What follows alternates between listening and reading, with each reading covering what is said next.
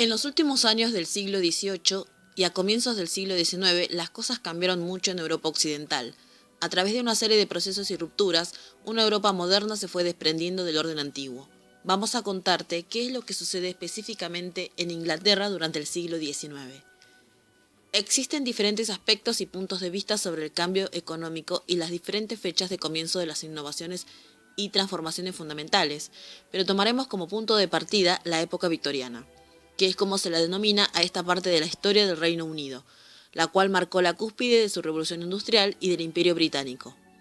Aunque esta expresión se usa comúnmente para referirse al extenso reinado de Victoria I, desde el 20 de junio de 1837 al 22 de enero de 1901.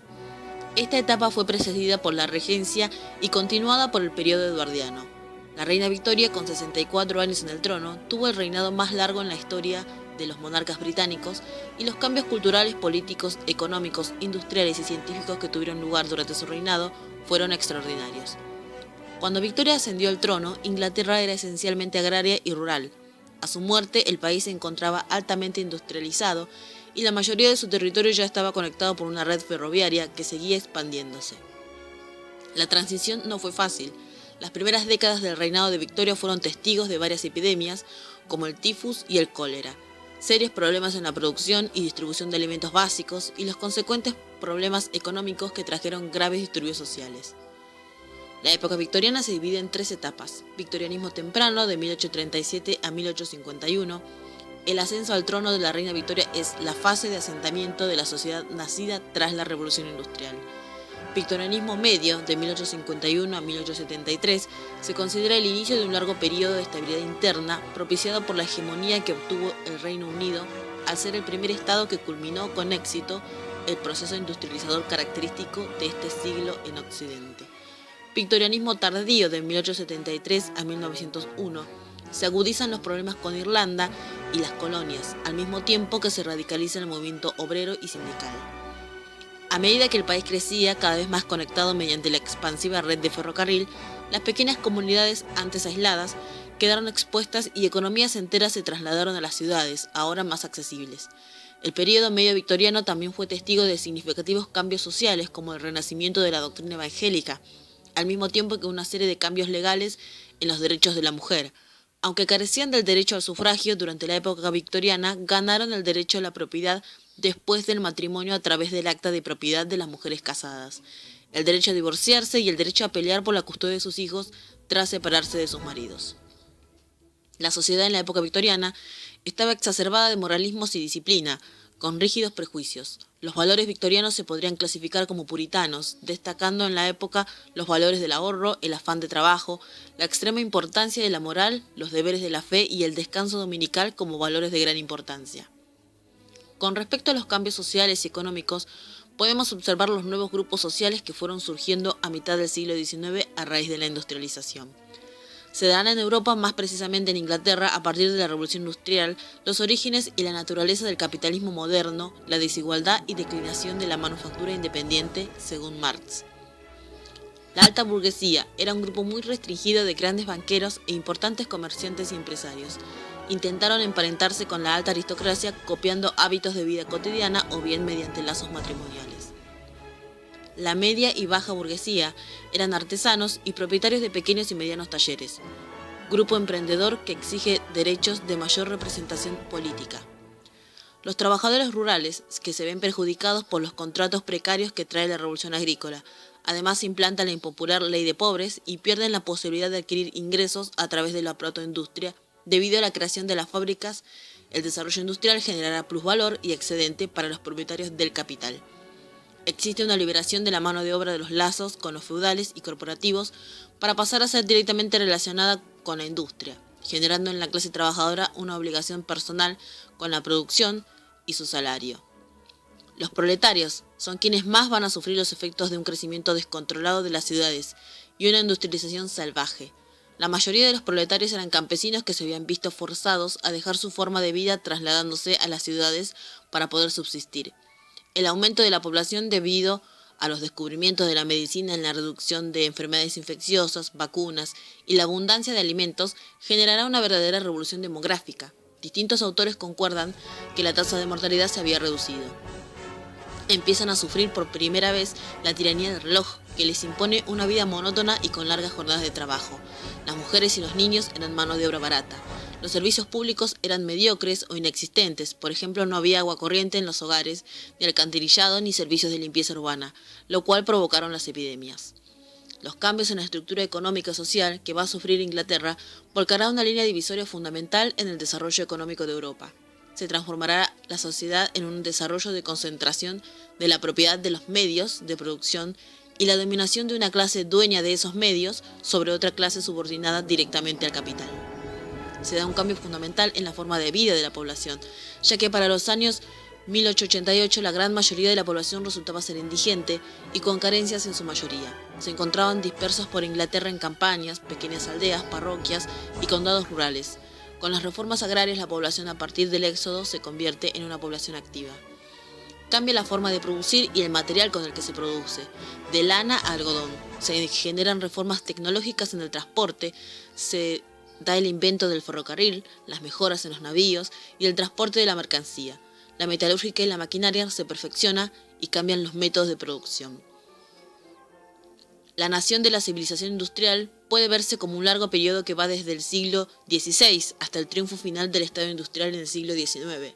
Esto se dará también gracias al cambio de la producción agrícola, donde aparecerá el cercado de tierras y la propiedad privada, la utilización de nuevas técnicas y de cultivos en la agricultura, y como resultado posterior de este avance será el éxodo de la población del campo a la ciudad para realizar los trabajos de producción manufacturera y servicios. Se dará un proceso de trabajo aparejado, ya que se dará el incremento de tecnología como la máquina a vapor a estos y por ende la inauguración de la producción de la fábrica. Con respecto a este último sector, la adaptación al ritmo de trabajo en la fábrica fue muy dura. Las tareas en el campo, en el taller artesanal, eran de mayor flexibilidad y humanidad. No existían horarios rígidos, había un ritmo estacional. En las fábricas el horario era demoledor. Se colocaban camas para que los obreros durmieran al lado de las máquinas por la noche sin parar la producción y el trabajo era mal remunerado. En los primeros tiempos de la industrialización no existía una legislación social que protegiera a los trabajadores y que estableciera, por ejemplo, jornadas de 8 o 12 horas, días de descanso o licencia en caso de accidentes o enfermedad.